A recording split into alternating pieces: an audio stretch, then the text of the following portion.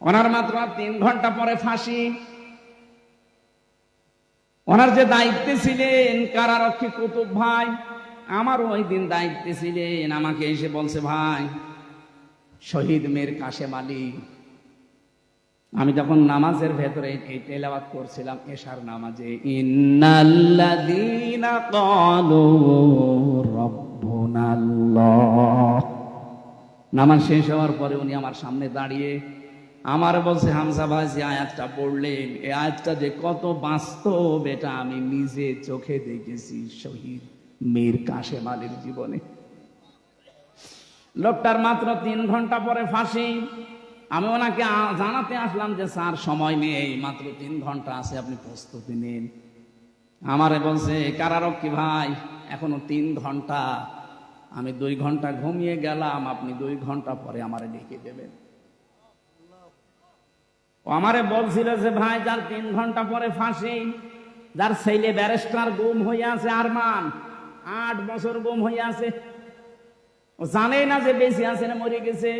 তাও যে নর্মাল পাগল ছাগল হলে তো হয়তো, ব্যারিস্টার আর ছেলে চেহারা দেখেছেন, রাজপুত্রের মতো চেহারা, কত বড় শিক্ষিত একটা ছেলে, তার যে প্রপার্টিজ আছে, লক্ষ লক্ষ মানুষের কর্মসংস্থান বানিয়েছে, সেই উত্তরাধিকারে ছেলে গুম হয়ে আছে, তার মেয়ে লাইফ সাপোর্টে আছে, তার বউ। এরকম কঠিন মুহূর্তে মাত্র 3টা ঘন্টা পরে যার ফাঁসি হয়ে যাবে, তার দলীয় যে লোকজন, লক্ষ লক্ষ মানুষ পালিয়ে বেড়াচ্ছে, হাজার হাজার মানুষ জেল খাটতেছে, কথা বলে না কেন? অথচ সেই লোকটা দেখলাম 2 ঘন্টা ঘুমিয়ে 2 ঘন্টা পরে উঠে বলছে, গোসল করলো, ওযু করার পরে বিস্কিট বের করে বলছে, ফাঁসি তো হয়ে যাবে, বিস্কিট খাবেন আপনি। কারারক্ষী কুতুবউদ্দিন বলছিল, না আমার খাওয়া লাগবে না, আপনি তাড়াতাড়ি রেডি হয়ে নেন। নতুন জামা পায়জামা বের করলেন ব্যাগের ভেতর থেকে, সবগুলো পরার পরে বলছে, ফাঁসির যে পোশাক আছে ওইটা কি পরাবেন, নাকি আমি যা পরেছি এইটাই নিয়ে যাবেন? ওনার লুঙ্গি পরা ছিল, দেখলাম লুঙ্গি ভিজা ছিল, নাড়ি দিলেন, বললেন এইটা আমার ফাঁসি হয়ে গেলে আর একটা কয়েদিকে দিয়ে দেবেন, সে জীবনে পরতে পারবে। সুন্দর জামা কাপড় পায়জামা পরলেন নিজে, পাঞ্জাবি গায়ে দিলেন। আমারে বলছে, আর কয় মিনিট বাকি আছে, শাহজাহান জল্লাদকে ডাক দেন, চলেন আমরা যাই, মনে হচ্ছে শ্বশুর বাড়ি যাবে। আপনি বাস্তবে শুনতে যত সহজ মনে হচ্ছে, ওই জায়গায় থাকলে অত সহজ না। আমার মতো একটা সাধারণ মানুষ, 3টা বছর মাত্র আমি এমনি যোগাযোগ বিচ্ছিন্ন ছিলাম, তাছাড়া আমার সেই রকম অত্যাচার করেছে হালকা পাতলা, আমার তুলনায় কিছুই না। কত মানুষকে নখ তুলে নিয়েছে আমার সামনে, কত মানুষকে ডিম দিয়েছে আমার সামনে, ওই তুলনায় তো আমার অত কিছু না। তারপরও আমি শুধু জেলখানায় বসে ওই 24 ঘন্টা সেলের ভেতরে বসে থাকতাম, তাই আমার ঘুম আসে না, ঘুমের বড়ি খাওয়া লাগে। অথচ তার 3 ঘন্টা পরে ফাঁসি, ওই লোকটা 2 ঘন্টা আরামে ঘুমাচ্ছে। আমারে বলছিল, ভাই ওনার ঘুম আসলো কি করে? আমি বললাম, এই যে আয়াত পড়লাম নামাজে, এইটার কারণে। যারা আল্লাহকে সত্যি মন থেকে রব বলার পরে টিকে থাকতে পারে, যত ঝড় ঝাপটা আসুক না কেন, দুনিয়া একদিকে আমার রব একদিকে, এই সিদ্ধান্তের উপরে যারা অটল থাকতে পারে, কোরআন গ্যারান্টি দিচ্ছে তাদের বিপদে আপদে আল্লাহ ফেরেশতা নাজিল করে। অবশ্যই ফেরেশতা তার কাছে এসেছিল, মাস্ক নিয়ে এসেছিল, নয়তো এই 2 ঘন্টা তার ঘুম আসার কথা না। কারণ আমি নিজের সাক্ষী, ঘুমের বড়ি সিটাক্সিন খেয়ে, কষিয়াম খেয়েও আমার ঘুম আসে নাই। খালি আমার ওই ছোট মেয়েটার চিন্তা হয়তো কি করছে সে, অথচ তার নিজের ছেলে গুম হয়ে গেছে। আমার মেয়ে তো মাটির সাথে কথা বলে, ওই সময় 7 মাস রেখে এসেছিলাম, ও তো মরে গেলেও অসুবিধা নেই, আর একটা মেয়ে হবে। আর তার ছেলে ব্যারিস্টার পাশ করেছে, সে গুম হয়ে আছে। তার কাছে প্রতিনিয়ত সংবাদ আসতো, আপনার ছেলে গুম, আপনার স্ত্রী লাইফ সাপোর্টে পড়ে আছে, বাঁচতেও পারে নাও বাঁচতে পারে। এই কঠিন পরিস্থিতিতে আপনি বলেন তো, ফেরেশতা যদি তার কাছে এসে পরের এই 2টা শব্দ না শোনাবে, আল্লাহ তাখাফু ওয়ালা তাহজানু, 1 নম্বরে বলেছে ভয় পাবেন না, চিন্তা করবেন না। কিসের ভয় পাচ্ছেন? ফাঁসি। ওই যে জান্নাতের সিঁড়ি দেখা যাচ্ছে, এখান থেকে শুধু এই জামানা বাদ দিয়ে আর একটা জগতে যাবেন, ওই সিঁড়ি দিয়ে আপনি জান্নাতে প্রবেশ করবেন। 2 নম্বরে ওয়ালা তাহজানু, চিন্তা করবেন না। কিসের চিন্তা?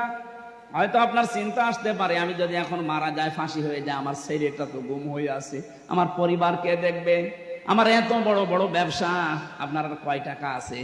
মীর কাশেম আলী বাংলাদেশে 5 জন ধনী থাকলে এরকম অবস্থায় ছিল একজন। লক্ষ লক্ষ মানুষকে কর্মসংস্থান তৈরি করে দিয়েছে। কোন পর্যায়ে ছিল বলেন তো সেই লোকটা?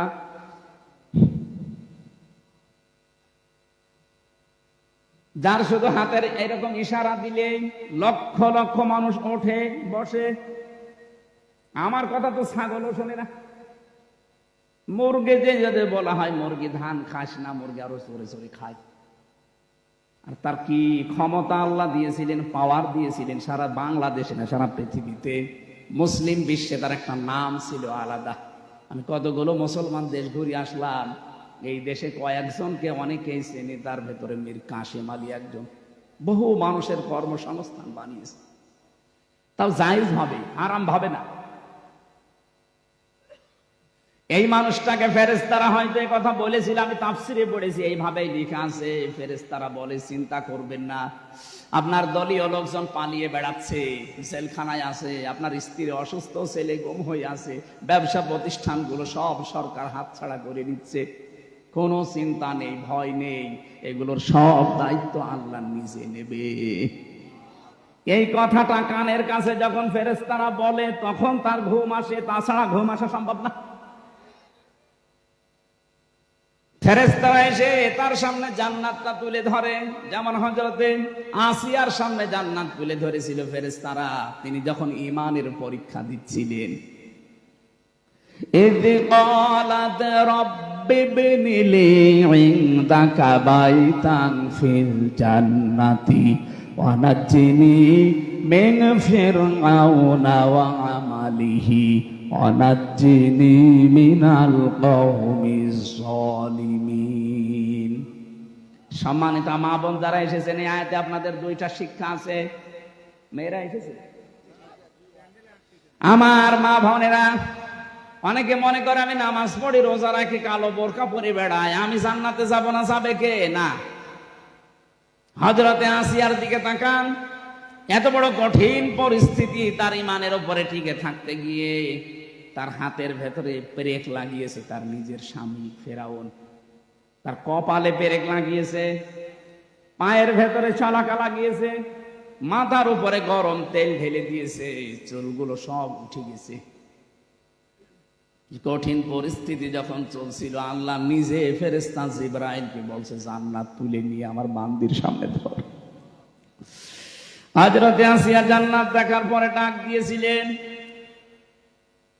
হে ফেরেশতা জিবরাইল, জান্নাত আল্লাহ পাঠিয়েছে, আল্লাহকে একটু বলেন উনি যেখানে আছে ওই জায়গায় যেন একটা ঘর আমার জন্য আলাদা বানিয়ে রাখে, ওই ঘরে বসে বসে 24 ঘন্টা আমি আল্লাহকে সব সময় দেখতে চাই। 1 নম্বরে তিনি কি ঈমানের পরীক্ষায় কি কথা বললেন। 2 নম্বরের কথাটা মেয়েদের জন্য বলার জন্য আমি আয়াতটা পড়লাম।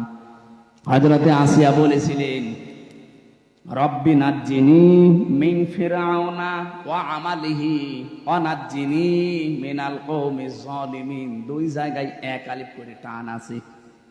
হযরতে আসিয়া বলেছিলেন, হে আল্লাহ, আমার স্বামী ফেরাউন নিজে জুলুম করছে, লোকজন দিয়ে করাচ্ছে, এই জুলুমের যে বিভৎস অত্যাচার সীমা লঙ্ঘন করে ফেলেছে, আমি জীবিত অবস্থায় আমার শরীরের ভেতরে শলাকা পেরেক, আমার মাথার চুলগুলো সব তুলে ফেলেছে, আমার লজ্জা স্থান ওরা বর্ষা মারবে বলে রেডি হয়ে আছে।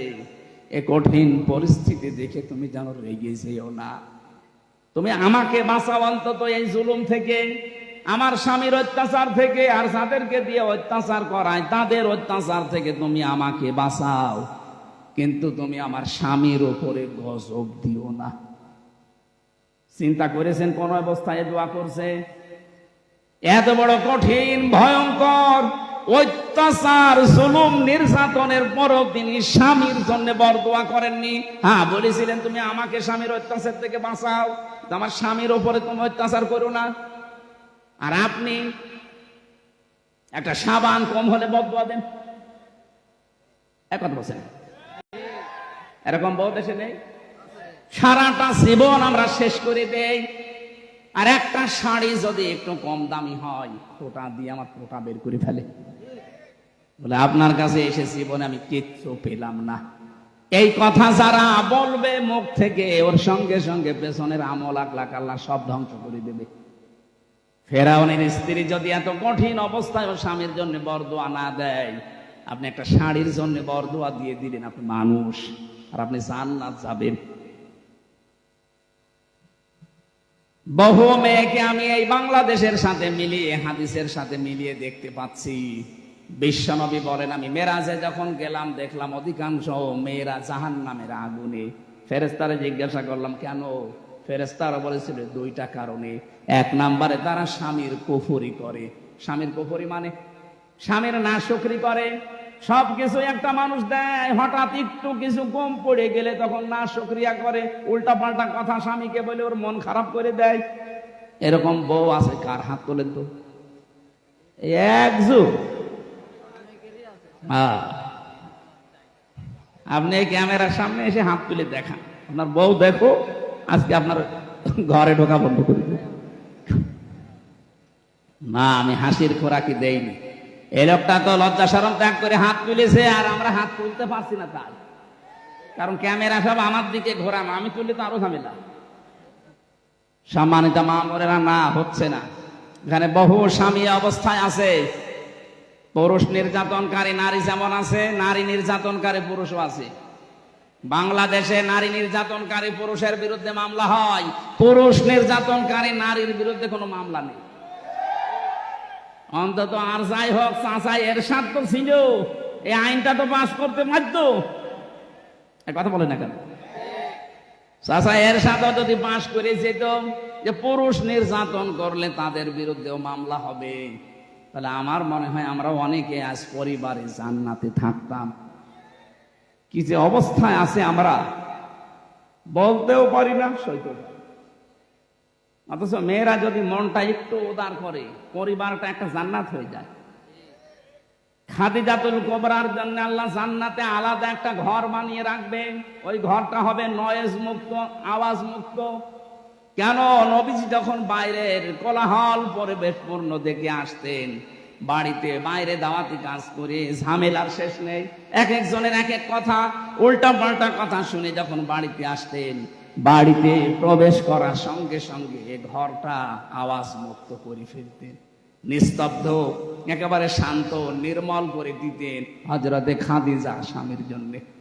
আপনি স্ত্রী হিসাবে এরকম একটা ঘর স্বামীকে উপহার দিতে পারেন না?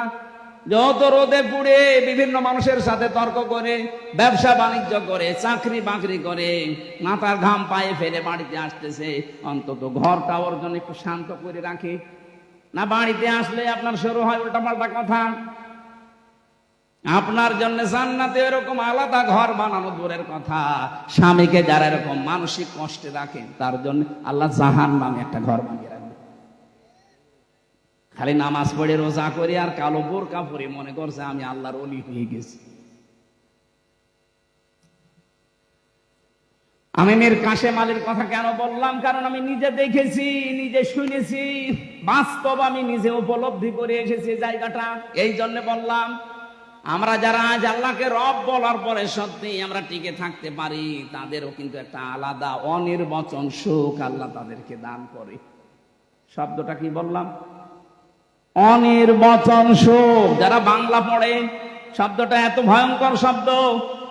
বাচ্চারা যখন দেখবেন এই ছোট ছোট পাখির বাচ্চা, মুরগির বাচ্চা, সিল যখন ছো মারবে এই ভয়ে মা পাখিটা নিজের ডানাকে এভাবে বিছিয়ে দেয়, এরপরে ডাউন করে ফেলে।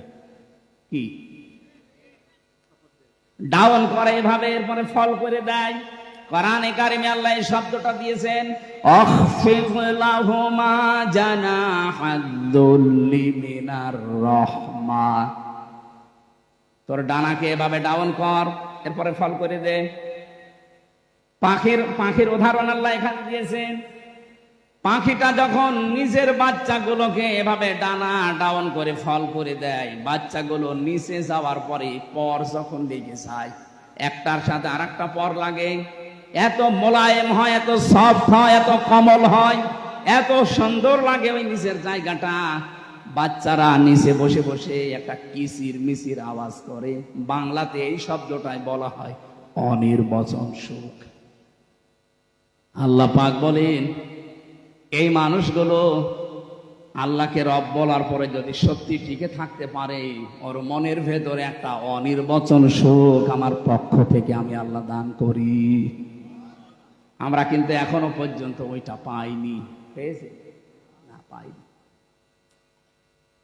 আমরা যারা পুরুষ মানুষ আছি, আমাদেরকে যদি পবিত্র করতে হয় নিজের নফসকে, নিজের শরীরটাকে যদি পবিত্র রাখতে হয়, দুইটা ঔষধ আল্লাহ মেয়েদের ব্যাপারে আমাদেরকে দিয়েছেন। কুল্লিল মুমিনিনা ইয়াগুদ্দু মিন আবসারিহিম ওয়া ইয়াহফাযু ফুরুজাহুম যালিকা আযকা লাহুম ইন্নাল্লাহা খাবীরুম বিমা ইয়াসনাউন। সূরা নূর 18 নম্বর পারা 12 নম্বর পৃষ্ঠা 7 নম্বর লাইনে 30 নম্বর আয়াতে আছে। আল্লাহ বলেন, হে মুমিন নারীরা, মুমিন পুরুষেরা, মহিলা যারা আছে, বেগানা মেয়ে লোক দেখলেই চক্ষুকে নিম্নগামী করবা আর লজ্জা স্থানের হেফাজত করবা। এই দুইটা যদি করতে পারো, এটা তোমাদের জীবন পবিত্র করে রাখবে। আজ হাজারো মানুষের চোখ ঠিক নেই। চোখের এই গুনার কারণে আমরা অনেকেই জাহান্নামের দিকে এগিয়ে যাচ্ছি। 2 নাম্বারে আমাদের লজ্জা স্থান ঠিক নেই। এখানে যেটা ব্যবহার করা দরকার সেই জায়গায় না দিয়ে অন্য জায়গায় ব্যবহার করে। কথা বলেন ঠিক কিনা? এর জন্য অনেক মেয়ে লোক দায়ী আছে। একটা মেয়ে লোককে আল্লাহ যা দিয়েছে, সে যদি তার স্বামীকে উজাড় করে দিতে পারে, আমার মনে হয় কোনোদিন কোনো স্বামী তার বউ ছাড়া অন্য কোনো জায়গায় লাইন করবে না। দেখলে? তার মানে এই জায়গায় লাইন চলছে। সম্মানিত মা বোনেরা, আপনার স্বামী কিন্তু এখানে বসে আছে, তার মানে এই ঝামেলায় আছে। আপনাকে আল্লাহ যা দিয়েছে আপনার স্বামীর জন্য দিয়েছে, সুতরাং উজাড় করে দেবেন, সে যেন অন্তত পরকীয়া প্রেম না করে। আর আমরা যদি বাঁচতে চাই, এই দুইটা ঔষধ আজকে থেকে অ্যাপ্লাই করা লাগবে। বেগানা মেয়ে লোক দেখলে চোখ নিম্নগামী করবেন, কষ্ট হলেও নিজের লজ্জা স্থানকে হেফাজত করে রাখবেন। মাত্র 15 দিনে আমল করে দেখেন, নিজের স্ত্রীকে রাজরানী মনে হবে নিজের কাছে। এটা পরীক্ষিত আমল।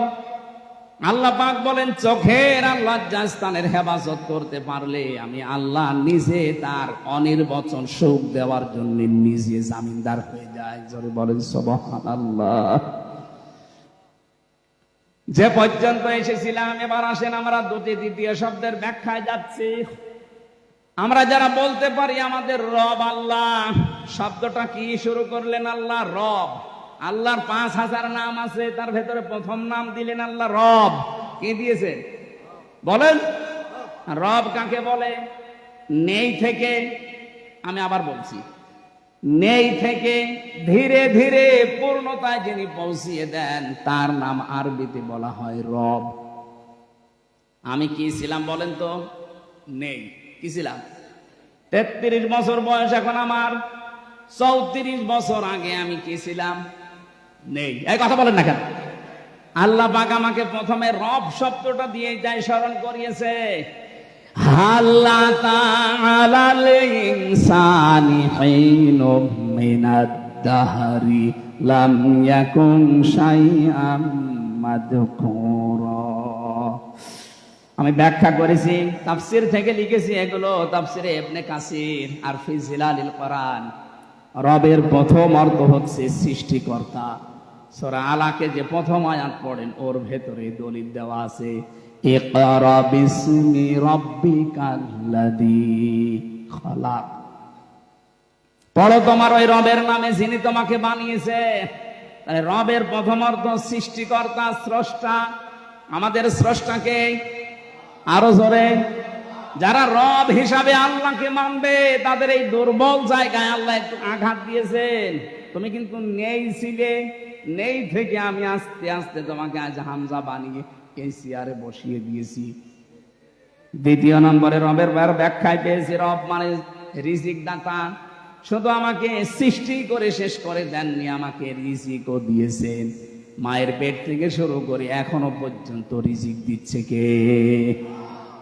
দলিল দেওয়া আছে সূরা জুমারের 50 নম্বর আয়াতে। এক একটা শব্দে এত কথা ব্যাখ্যা করা আছে, আমি রাত বেশি হয়ে যাচ্ছে বলে সামারাইজ করে ফেলছি। 3 নম্বরে রব মানে মাবুদ, যিনি ইবাদত পাওয়ার একচ্ছত্র মালিকানা, তার যোগ্যতা আছে। পৃথিবীতে বহু কিছু আছে, তারা ইবাদত পাওয়ার জন্য চেষ্টা করেছিল, নিজেকে দাবি করেছিল, কিন্তু ইবাদত পাওয়ার যোগ্যতা তাদের ছিল না। ফেরাউন নমরুদেরা নিজেরাই খোদা দাবি করে বলেছিল আমার ইবাদত করো। আল্লাহ পাক বলেন না, ইবাদত পাওয়ার যোগ্যতা শুধু আমার, কারণ আমি বানিয়েছি তোদেরকে আমার ইবাদত করার জন্য। এই ব্যাখ্যাটা দিয়েছেন সূরা জারিয়ার 56 নম্বর আয়াতে, ওমা খালাকতুল জিন্না ওয়াল ইনসা ইল্লা লিয়াবুদুন। 4 নম্বরে রব মানে আইনদাতা। আমি শুধু তোকে ইবাদত আমার করবি কিভাবে? আমার আইনগুলো মানার মাধ্যমে। 500 আইন আমি তোকে দিলাম, শরীয়তের বিধান, আইন, নিয়ম নীতি। আমার বাংলাদেশে আমরা মাত্র একটা আইন মানি, তাও পূর্ণাঙ্গ না, অর্ধেক। অথচ কোরআনে আইন আছে 500। আমি একটাও যদি মানলাম, এখনো 900 কি 499টা বাকি আছে। আপনি রব মানেন কি করে? কবরে যাওয়ার পরে তো বলবে আমার রব্বুকা। বাঙালি হিসাবে যদি বলে ফেলেন রব্বি আল্লাহ, ফেরেশতারা বলবে দাঁড়া, রব মানে 4 নম্বরে আইনদাতা। আল্লাহর কোন কোন আইন মানতিস একটু বলতো, ধরা খেয়ে যাবেন। 5 নম্বরে রব মানে অভিভাবক, এটা আনাম 102 নম্বর আয়াতে আছে। রব শব্দের ভেতরে যে 5টা অর্থ, 19টা পেয়েছি, সামারাইজ করে আমি 5টা বেশি ব্যবহার হয় পুরা কোরআনে, এই জন্য এগুলো লিখলাম। আপনি একটা একটা করে মিলিয়ে দেখবেন। সৃষ্টিকর্তা, এরপরে সৃষ্টিকর্তার পরে তিনি আমাদের রিজিক দিয়েছেন, এরপরে তিনি আমাদের ইবাদত পাওয়ার একচ্ছত্র মালিকানার যোগ্যতা নিয়ে বসে আছেন। 4 নম্বরে তিনি আইন দিয়েছেন আমাদের চলার জন্য। 5 নম্বরে তিনি আমাদের অভিভাবক। এটা যদি বিশ্বাস নিয়ে পড়তে পারতাম আর মানতে পারতাম, আমেরিকাকে আজ আমরা অভিভাবক মনে করতাম না, ভারতকে অভিভাবক মনে করতাম না, জাপানকে অভিভাবক মনে করতাম না। যেই কথাগুলো আমরা বলেছি, এই 5টা অর্থের ভেতরে সব যেন আল্লাহ সামারাইজ করে এর ভেতরে ঢুকিয়ে দিয়েছেন। এই 5টা যারা জীবনে মানতে পারবে, আল্লাহ বলেন 2 নম্বরে সুম্মাস্তাকামু, টিকে থাকা লাগবে এর উপরে। ঝড় ঝাপটা আসবে আল্লাহর আইন মানতে গেলে, না আসবে না? আসবে। আপনাকে টিকে থাকা লাগবে। যদি সত্যি টিকে থাকতে পারেন, ফেরেশতা আসবে সাহায্যের জন্য, মাস্ট বি। আল্লাহর ঘোষণা মিথ্যা হয় না। আমরা ওই পর্যায়ে যেতে পারি না, এই জন্য আল্লাহর সাহায্য পাই না। ভয় নেই, চিন্তা নেই, এই কথা বলতে আসবে। ওয়াবশিরু বিল জান্নাহ, সুসংবাদ দিতে আসবে ওই জান্নাতের, যার ওয়াদা আল্লাহ নিজে কোরআনে কারিমে করেছেন। এই আয়াতগুলো এইভাবে আমল করার মাধ্যমে আল্লাহর পুরস্কার, আল্লাহর সুসংবাদ, যেটা মরণের আগে তিনি ফেরেশতার মাধ্যমে আমাদেরকে দেবেন, সবার জীবনে আল্লাহ ওই পর্যায়ে যেন তুলে দেন। বলেন আমিন। মানুষের ঠিক মতো বসার আগে আদায়ের ব্যাগ দেওয়ায় আদায় কিছুই হয় না। এখন আবার ফের করা লাগবে। ব্যাগটা যাবে, যারা ব্যাগ নিয়ে যাচ্ছে আপনারা দয়া করে টাকা পয়সা যারা এনেছিলেন, আগামীতে যেন এটা বন্ধ হয়ে না যায়। অন্তত 100 বছর হোক, আর 4 বছর হলে 100 বছর হয়ে যাবে। যারা যাচ্ছে, টাকা যদি আপনার কোরআনের এই প্রচারে খরচ না হয়, তো কোথায় খরচ করবে টাকা? ওই দরবেশের মতো টাকা নিয়ে কবরে যাবেন? যারা টাকা দেওয়ার মতো আছেন, 2 টাকা হলেও দিয়ে যাবেন। এই জানতো কয়েকজন যাচ্ছে ভেতরে, কই লোক কই? এই জানতো, তাড়াতাড়ি যান। এদের যেন ঋণই রাখবেন না, তাহলে আগামী বছর এরা ভয় হাও সারিয়ে ফেলবে, আর করবে না। ওই যারা যাচ্ছে আপনারা কিছু না হলেও কিছু দেন। সুবহানাল্লাহ, আলহামদুলিল্লাহ, লা ইলাহা ইল্লাল্লাহ, সুবহানাল্লাহ। চাকরি শেষে প্রভিডেন্ট ফান্ডে টাকা নেওয়া জায়েজ আছে কিনা? 100% জায়েজ আছে। যেহেতু 13 ভাগ সুদ হিসাব করে চাকরি শেষে টাকা দেয় না, আপনার এই টাকা নিয়ে ওরা বিভিন্ন জায়গায় খাটায়, ওখান থেকে যে টাকাটা লাভ হয় ওইটা দেওয়ার নিয়ম। আমরা এই যে ব্যাংকিং ব্যবস্থার মাধ্যমে এখন প্রশ্ন দিলেন, এটা আরো আগে দিতে পারলে আমি ব্যাখ্যায় যেতাম। আগামীতে কোনো জায়গায় আসলে এটা বিস্তারিত একটা ব্যাখ্যা আছে সূরা বাকারায়। আমরা এখন প্রশ্নের উত্তর দেওয়ার আর এখন আর সময় নেই। যারা টাকা পয়সা এনেছিলেন অবশ্যই আপনারা দিয়েছেন। আমি 11টা বাজে এখন শেষ করে দোয়া করার মাধ্যমে শেষ করে বিদায় নিতে চাচ্ছি। কালকে দিনের বেলায় আছে সকাল 10টায় সেই জামালপুরে, এই জন্য আমি শেষ করলাম। আল্লাহুম্মা আমিন। লা ইলাহা ইল্লা আনতা সুবহানাকা ইন্নী কুনতু মিনাজ জালিমিন। এই মোনাজাতটা বসে করে যান, 96 বছর চলছে এখানে। বসেন। মোনাজাতের পরে আমার জেলখানায় লিখিত কিছু বই আছে, গাড়িতে পাওয়া যায়, যাওয়ার সময় নিয়ে যাবেন। অনেক তথ্য দেওয়া আছে এই সৃষ্টি জগৎ নিয়ে, ওই গাড়িতে আছে, সাদা গাড়িতে, যাওয়ার সময় নিয়েছেন। লা ইলাহা ইল্লা আনতা সুবহানাকা ইন্নী কুনতু মিনাজ জালিমিন। রব্বানা যালামনা আনফুসানা ওয়া ইল্লাম তাগফির লানা ওয়া তারহামনা লানাকুনান্না মিনাল খাসিরিন। রব্বুল আলামিন বগুড়া জেলার শাহজাহানপুর থানা, তাকিয়ে দেখো হাজারো মানুষ। কথাগুলো বোঝার জন্য চাতক পাখির মতো শুনছিলাম। যতটুকুই বুঝেছি তুমি আমাদের বাস্তব জীবনে আমল করার তৌফিক দাও। সওয়াব যদি দিয়েই থাকো কোটি কোটি গুণে বাড়িয়ে দাও। কিয়ামতে যিনি আমাদেরকে জান্নাতে নিয়ে যাবে ওই নবীর রওজায় সওয়াব পৌঁছিয়ে দাও। 96 বছর এটা চলছে এখানে। আল্লাহ তাআলা কিয়ামত পর্যন্ত এই অনুষ্ঠানটা যেন এখানে কোরআনের প্রচারে চলে সেই ব্যবস্থা করে দাও। যারা এই অনুষ্ঠানের দায়িত্বে আছে তাদের মঞ্জুর করো। আল্লাহ তাআলা কবরস্থানে কত মানুষ ঘুমিয়ে আছে, কবরবাসীদের জন্য এই মাহফিলে দোয়া চেয়েছে। যত মানুষ কবরে আছে কোরআনের ইজ্জতে তুমি কবরগুলো জান্নাত বানিয়ে দাও। মা বোনদেরকে তুমি ফাতেমার মতো, খাদিজার মতো বানিয়ে দাও। আমি সহ যারা অসুস্থ আছি আমাদেরকে শেফায়ে কামেলা আজেলা নসিব করে দাও। মাহফিলের সভাপতি, সহসভাপতি, প্রধান অতিথি, বিশেষ অতিথি যারা এসেছি, আল্লাহ তাআলা আমাদের মনের জায়েজ আশাগুলো দুনিয়ায় পূরণ করে দাও। বাংলার এই জমিনে আমরা চর্মচোখে দেখতে চাই তোমার কালাম দিয়ে দেশটা চলছে। বহির্বিশ্বের শত্রু দুশ্মন যারা আছে তাদের হাত থেকে আমাদের দেশকে বাঁচাও। যত চক্রান্ত ষড়যন্ত্র চলছে আল্লাহ সব চালগুলো ছিন্ন ভিন্ন করে দাও। জীবনে কিচ্ছু তোমার কাছে আর বলবো না, একটাই জীবনের কথা, 56,000 বর্গ মাইল তুমি কোরআনের হাতে তুলে দাও। আল্লাহুম্মা রব্বিরহামহুমা কামা রব্বায়ানি সগীরা। যে যেইভাবে এসেছে এই মাহফিলে যত কষ্ট স্বীকার করেছে আল্লাহ, প্রত্যেকের জীবনে তুমি এই মাহফিলের যে বরকত দিয়ে দাও। আমাদের যাওয়া আশায় তুমি নেকি দাও, আমাদের জীবনের অপরাধগুলো পাল্টিয়ে নেকি বানিয়ে দাও। বারাকাল্লাহু লানা ওয়া লাকুম ফিল কোরআনিল আযীম। আলহামদুলিল্লাহি রাব্বিল আলামিন। মরণ আসলে যেন বলতে পারি লা ইলাহা ইল্লাল্লাহু মুহাম্মাদুর রাসূলুল্লাহ। আসসালামু আলাইকুম রাহমাতুল্লাহ। ওই যে গাড়ি আছে, গাড়ির ওখানে যান, যাওয়ার সময় নিয়ে যাবেন, অবশ্যই নিয়ে যান, পড়বেন, পড়লে আপনার জ্ঞান বাড়বে। আসসালামু আলাইকুম।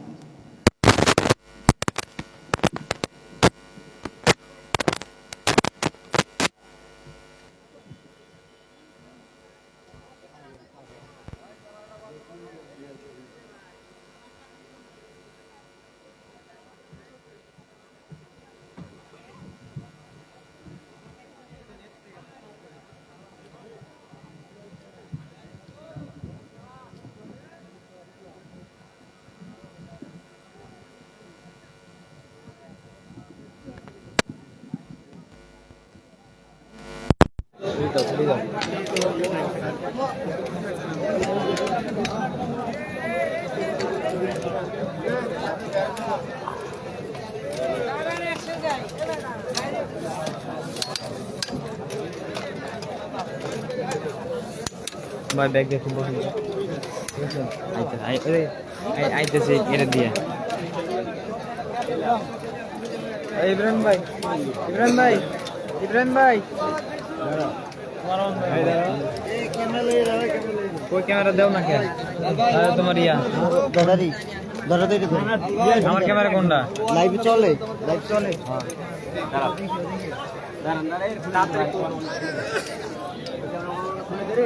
ক্যামেরাটা দিব না আরে